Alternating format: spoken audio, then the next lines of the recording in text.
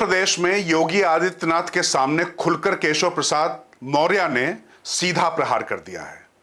Bharatiya Janata party की प्रदेश कार्यकारिणी में जिस तरीके से केशव प्रसाद मौर्य ने सीधे सीधे कार्यकर्ताओं के दर्द से अपने दर्द को जोड़ा और साफ कह दिया कि संगठन सरकार से बड़ा है, संगठन सर्वोपरि है, संगठन है तो सरकार है, स्पष्ट है इशारा किस तरफ है। नमस्कार, मैं हूं राजकिशोर। बुलंद भारत टीवी पर जब आपसे चर्चा कर रहा हूं तो भारतीय जनता पार्टी की कार्यकारिणी की बैठक एक दिन पहले ही लखनऊ में हो चुकी है। उम्मीद ये थी कि इस बैठक में तमाम उन मुद्दों पर चर्चा होगी, तमाम उन कमियों की तरफ इशारा किया जाएगा, उनके समाधान खोजे जाएंगे जिसकी वजह से कार्यकर्ता का मनोबल टूटा हुआ था, वो निराश था, घर में बैठ गया और जो नतीजे आए हैं उसके बाद उसके मनोबल पर बुरी तरीके से असर पड़ा है। लेकिन दिल्ली से राष्ट्रीय अध्यक्ष जेपी नड्डा जी पहुंचते हैं, वहां पर गोल गोल बातें करते हैं और कार्यकर्ताओं को फिर से चुनाव में जुट जाने का असाइनमेंट देकर चले आते हैं।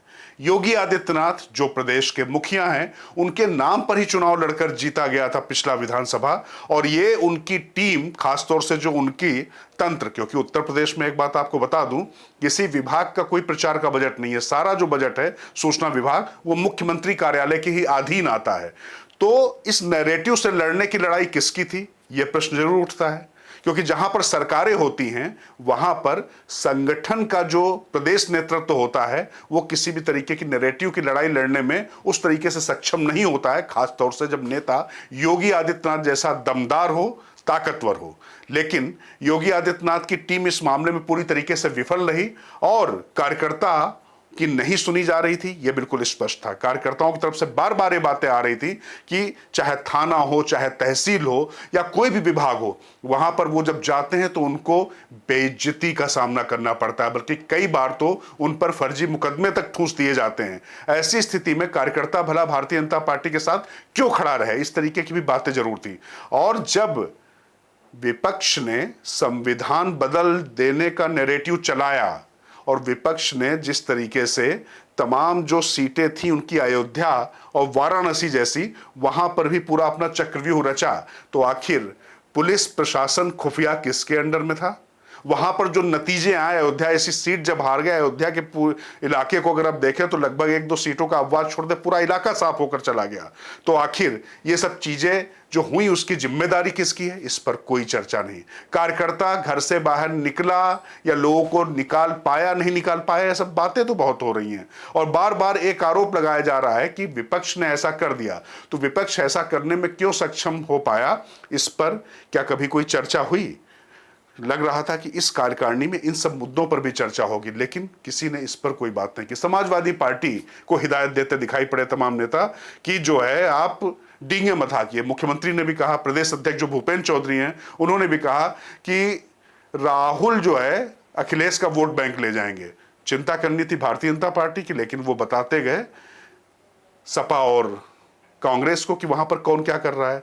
योगी आदित्यनाथ आया तो उन्होंने तो साफ साफ यही कहा कि भाई कार्यकर्ताओं को ये जो पूरा विपक्ष का दुष्प्रचार है और ये जो पाप हुआ है जातियों में विभक्त करने का, उन्होंने जो शब्द कहा कि जातियों में विभक्त करने का जो पाप हुआ है उसको दूर करना हम सबका काम था, कार्यकर्ताओं का काम था। और उन्होंने कहा कि आपके पास स्मार्टफोन है और आप सब लोग को ये सब चीजें सोशल मीडिया पे करनी चाहिए। हालांकि उन्होंने इसकी जिम्मेदारी नहीं ली कि आखिर ये सूचना विभाग और वो खुद क्या कर रहे थे। उस दौरान उन्होंने कितनी रैलियां तो की, लेकिन कितने इंटरव्यू दिए, किस तरीके से उनका जो पूरा तंत्र था इस पे काम कर रहा था, ये जरूर देखने वाली बात थी।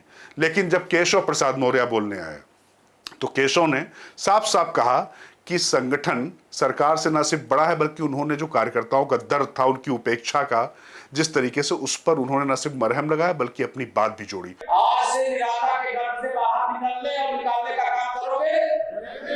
2027 में सपा बसपा कांग्रेस तीनों में हो जाए तो भी 300 पार दिखाएंगे।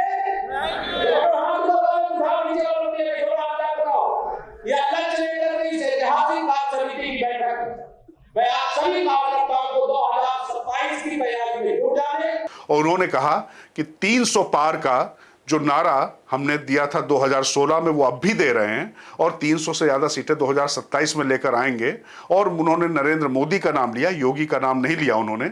और ये जो उन्होंने बातें कही, ये सीधे सीधे योगी के ऊपर एक प्रहार की तरीके से देखा जा रहा है कि कैसे संगठन सरकार से बड़ा है, क्योंकि योगी आदित्यनाथ ने धीरे से इशारे में भी कह दिया कि सरकार है तभी सब कुछ है, क्योंकि उन्होंने कार्यकर्ताओं, महापौरों, नगर निगम और तमाम नगर पालिकाओं की बात की और उसमें बताया कि किस तरीके से जो है सरकार इतनी महत्वपूर्ण है। लेकिन केशव प्रसाद मौर्य ने इस बात को साफ साफ कह दिया कि संगठन ही सरकार बनाता है, संगठन के कार्यकर्ताओं की एक तरीके से सुनी जानी चाहिए। उन्होंने हनुमान से लोगों की तुलना करके कहा कि वो फिर से निकलेंगे, बात करेंगे, तो उससे कम से कम पूरे नीरस और बिल्कुल बेजान पड़े माहौल में उस समय जान आई, वरना तो पूरी जो कार्यकारिणी थी ऐसी बेदम थी कि उसमें कोई भी हाल जो ताली के लिए बज रहे थे, जो उठ रहे थे, उसको भी लग रहा था कि पीछे रिमोट से चलाना पड़ रहा है, कहना पड़ रहा है। लेकिन उस समय पहली बार जय जय श्री राम और तालियों की गड़गड़ाहट ने ऐसा लगा कि हाँ, भारतीय जनता पार्टी का कोई